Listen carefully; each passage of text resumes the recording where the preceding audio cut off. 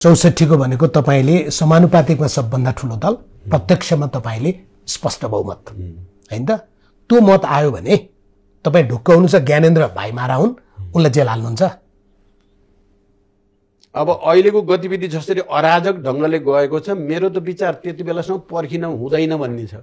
चुप लाएर बस्यो भने चाहिँ तपाई भाइमारा भए, दाइमारा भए, परिवारमारा भए पनि त्यो त हामीले उ गरिसकेको कुरा हो। भाइमारालाई चाहिँ छुट दिने भने होइन नि।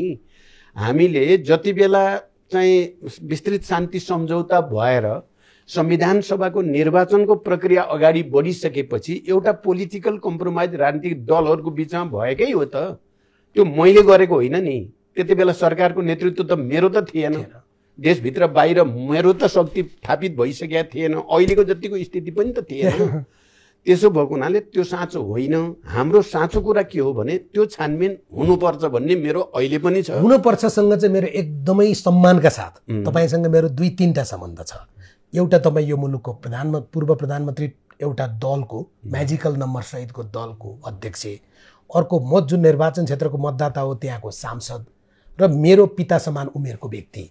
त्यो भएर म तपाईलाई अनादर गर्नै सक्दिनँ, मेरो चरित्रमा पर्दा पनि पर्दैन। तर मलाई फेरि प्रश्न सोध्नु परेको छ क्या।